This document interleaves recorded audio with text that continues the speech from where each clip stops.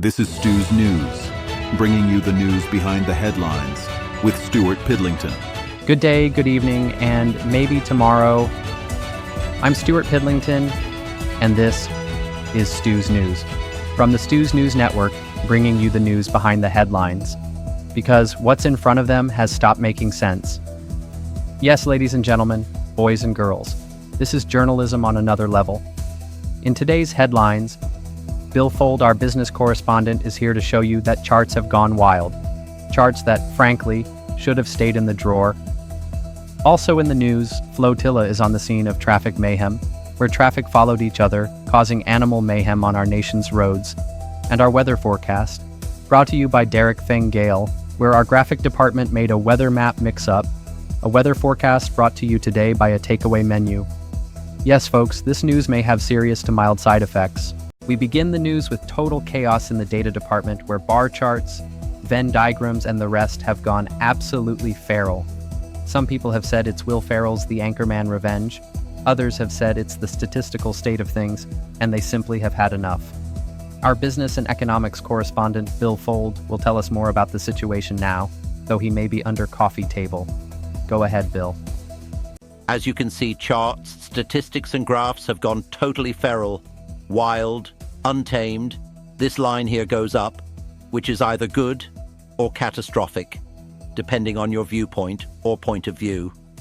Meanwhile, our data department is facing attack by flying pies, vens, horizontals, verticals, polygons, and parallelograms, with some turned upside down, flowing, scattering, or bubbling up. Meanwhile, other lines have decided to break away, forming conga lines of two separate fractions. One is pursuing jazz and another is following the blues. Honestly, it's like a party in Excel.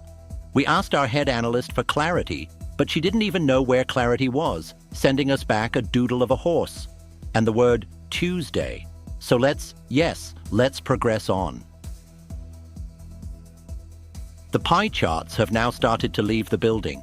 The bar charts have gone horizontal in protest. Others have refused to stack, and others are forming clusters. People are calling it a formula gone wrong. Oh, we've just received, just in, breaking news. It has now been declared that Excel spreadsheets are no longer safe.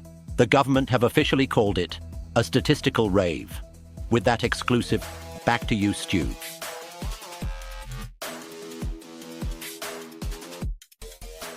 Thank you, Bill. So there you have it. The government has called it a statistical rave. So folks, look out for it and stay chart aware. We will update you when the scatter plot surrenders. Coming up, traffic mayhem, driving in circles with our rolling coverage. Weather forecast sponsored by Nan Bread. Stay with us. This is Stu's News, bringing you the news behind the headlines, usually by accident. Now there is traffic mayhem, a developing situation on the nation's roads, cars following each other, others going in a circular motion. Singular, circular, circular, singular. That's the way it's going out there, folks. Authorities are calling it the worst case of self-induced congestion since an author queued for their own book signing. We now go live to our roaming correspondent, Flo Tilla, who is, I believe, caught somewhere in the vehicular vortex at Ground Zero. Yes, Stewart, nobody would believe this. Hundreds of cars and vehicles are going around and around, trapped in a loop of their own making. Each one following the tail bumper of the car ahead, which is following the tail lights of the car behind, which, and I've checked 3 times, is the first car. Cars named after animals are also following each other. A Fiat Panda is slowly following the tail of a Volkswagen Beetle. The Beetle is chasing a Jaguar. The Jaguar is being hunted by a Ford Mustang. The Mustang is biting the bumper of a Dodge Ram, which is trying to catch a Seat Leon, and the Leon is trying to get other Leons.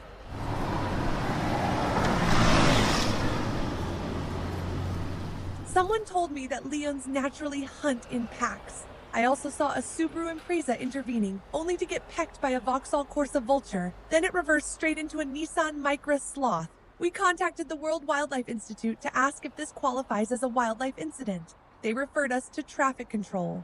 Traffic control referred us to a zookeeper. The zookeeper is now also in the loop. One driver told me, I joined the queue for a laugh. We're now celebrating lap 34. One person said it's the Tour de Nowhere. Another added, I only stopped to ask for directions. Now I'm being followed by my ex's Uber. What's breaking is that cars are now displaying food chain behavior. It's become a full-blown animal car chase chain, like snakes, looped going around again and again and again. It's carnage. It's chaos. It's a carnivorous catastrophe. A carnival on four wheels. On that Nissan note, Stu, let's go back to the saloon? Studio. Thank you, Flo. So, wow, to summarize, a traffic jam with the organizational structure of a wildlife documentary, and a Fiat Panda now legally classed as a predator. And now, to the weather, with Derek Fengale, where we regret to inform you the forecast has been replaced by a takeaway menu. Where has the weather taken you today, Derek? Thank you, Stewart Pidlington. And now to international weather, where once again our graphics team has accidentally replaced global satellite imagery with what menus. We had the choice of takeaway or having it in. Tonight, it looks like the world will simmer.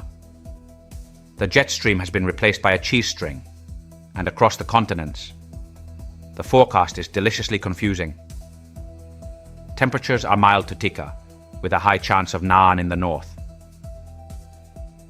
We will get more from our meteorological team once they've finished the bajis.